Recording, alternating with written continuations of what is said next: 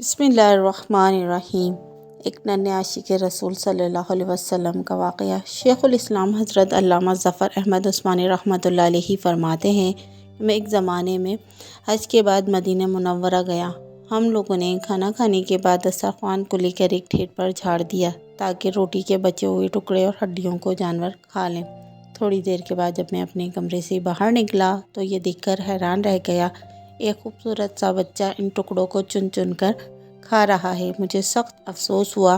بچے کو ساتھ لے کر قیام گاہ میں آیا اور اسے پیٹ بھر کے کھانا کھلایا، کیونکہ میں ایک ایسی ہستی کے شہر میں موجود تھا جو غریبوں کا والی اور غلاموں کا مولا تھا۔ میرے اس برتاؤ کو دیکھ کر بچہ بے حد متاثر ہوا۔ میں نے چلتے وقت اس سے کہا، بیٹے تمہارے والد کیا کرتے ہیں؟ اس نے کہا، میں یتیم ہوں۔ میں نے کہا، بیٹے میرے ساتھ ہندوستان چلو گے؟ وہاں میں تم کو اچھے اچھے کھانے کھلاؤں گا، عمدہ عمدہ کپڑے پہناؤں گا، اپنے مدرسے میں تعلیم دوں گا۔ جب تم عالم فاضل ہو جاؤ گے تو میں خود تم کو یہاں لے کے آؤں گا اور تمہیں تمہاری والدہ کے سپرد کر دوں گا۔ تم جاؤ اور اپنی والدہ سے اجازت لے آؤ۔ لڑکا بہت خوش ہوا اور اچھلتا کودتا اپنی والدہ کے پاس واپس آیا۔ وہ بیچاری بیوہ دوسرے بچوں کے اخراجات سے پہلے ہی پریشان تھی۔ اس نے فوراً اجازت دے دی۔ بچہ فوراً آیا اور مولانا کو بتایا کہ میں آپ کے ساتھ جاؤں گا، میری ماں نے اجازت دے دی ہے۔ پھر پوچھنے لگا، آپ کے شہر میں چنے ملتے ہیں؟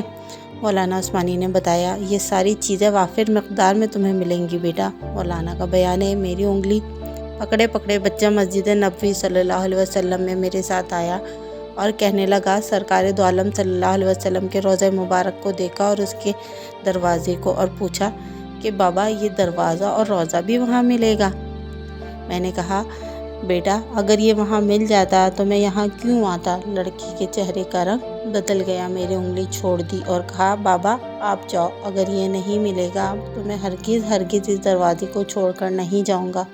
بھوکا رہوں گا، پیاسا رہوں گا، اس دروازے کو دیکھ کر میں اپنی بھوک اور پیاس بجھاتا رہوں گا، جس طرح آج تک بجھاتا رہا ہوں۔ یہ کہہ کر بچہ رونے لگا اور اس کے عشق کو دیکھ کر میں بھی رونے لگ گیا۔ سبحان اللہ۔